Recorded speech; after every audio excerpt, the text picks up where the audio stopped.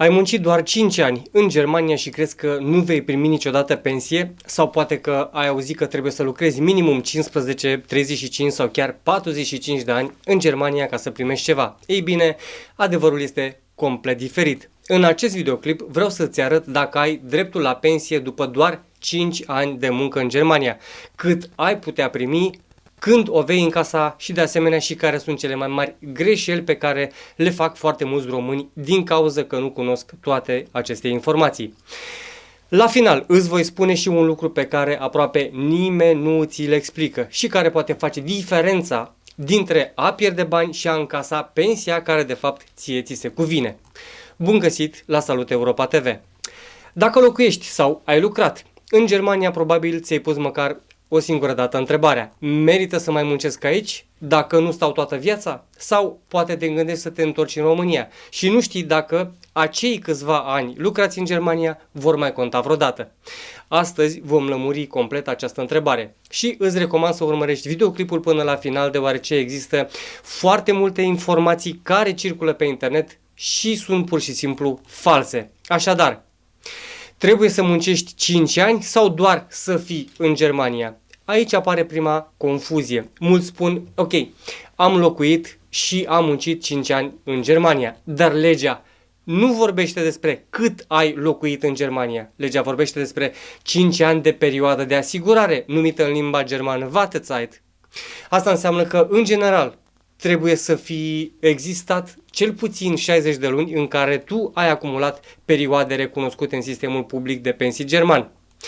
Foarte important să înțelegeți este că nu trebuie să ai neapărat 5 ani consecutivi. Poți avea întreruperi, poți schimba locul de muncă, poți avea perioade diferite care se adună. Acesta este de fapt primul lucru pe care foarte mulți oameni îl înțeleg greșit.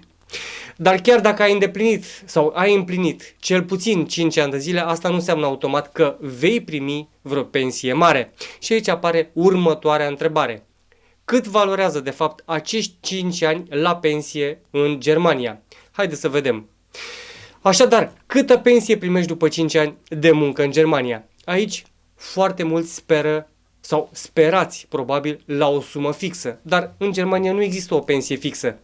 Pensia se calculează întotdeauna în funcție de salariul brut avut, de contribuțiile plătite, de numărul de ani contribuiți și de asemenea de punctele de pensie acumulate numite Entgeltpunkte. Cu alte cuvinte, asta înseamnă că două persoane care au muncit exact 5 ani în Germania pot primi pensii complet diferite. Una poate primi 180 de euro, iar alta poate primi 350 de euro, dar alta chiar poate primi chiar și 500 de euro. Totul depinde, așa cum am spus, de cât a câștigat și cât a contribuit la sistemul de pensii. Și apoi apare întrebarea care sperie de fapt pe toată lumea: dacă plec din Germania, pierd pensia? În marea majoritate a situațiilor nu veți pierde nicio pensie din Germania. Dacă atâta timp cât ai acumulat drepturi necesare și îndeplinești condițiile legale, faptul că te vei muta în România sau în oricare altă țară a Uniunii Europene nu înseamnă că vei pierde automat pensia germană. La momentul pensionării, fiecare stat în care ai contribuit își poate calcula partea de pensie conform regulilor europene și acordurilor aplicabile. Foarte mulți români cred că banii rămân în Germania. Nu este adevărat. Contribuțiile tale nu dispar doar pentru faptul că te-ai mutat în România. Dar există totuși o greșeală care poate costa foarte mulți bani. Și foarte mulți români o descoperă abia când depun dosarul de pensie. Foarte mulți nu verifică niciodată istoricul contribuțiilor, iar uneori lipsesc luni sau chiar ani întregi din acest istoric. Pot exista, de exemplu, perioade neînregistrate, pot exista angajatori care au raportat greșit, informații lipsă sau, de exemplu, perioade care trebuie completate. Dacă vei descoperi toate aceste probleme abia în momentul în care te duci să depui dosarul de pensie, rezolvarea poate deveni mult mai complicată. De aceea este recomandat să verifici periodic situația contribuțiilor tale și să păstrezi toate documentele importante. O altă întrebare: când poți încasa efectiv pensia? Practic, cei 5 ani reprezintă doar condiția minimă pentru anumite drepturi din sistemul public de pensii. Asta nu înseamnă că imediat după ce ai împlinit cei 5 ani poți încasa pensia pentru limită de vârstă.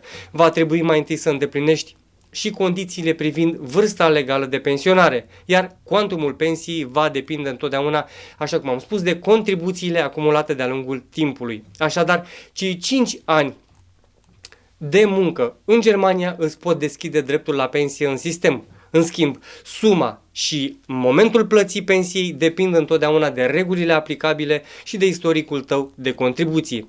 Așadar, ca să înțelegem toate aceste informații, dacă ai muncit doar 5 ani de zile în Germania, nu înseamnă că ai muncit degeaba. În foarte multe situații, acești ani contează și pot genera drepturi la pensie.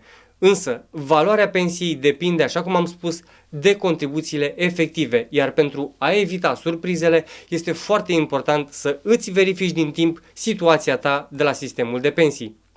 Dacă acest videoclip te-a ajutat, să știi că pe canal găsești o întreagă serie dedicată pensiei din Germania. Am realizat deja multe videoclipuri despre calculul pensiei, despre pensia europeană, despre anii de contribuție la pensie, despre greșelile pe care le fac foarte mulți români, despre documentele importante pentru pensie și multe alte situații pe care este bine să le cunoști înainte de pensionare. Îți recomand așadar să le urmărești și pe aceste videoclipuri pentru că împreună formează un adevărat ghid despre pensia în Germania și sunt foarte convins că veți găsi răspunsuri la foarte multe întrebări pe care le aveți. Dacă informațiile v-au fost utile, nu uitați să vă abonați la canal, să activați toate notificările apăsând pe clopoțel și dacă doriți, distribuiți acest videoclip și altor români din Germania. Poate îi va ajuta într-un fel să evite greșelile care îi pot costa bani la pensie.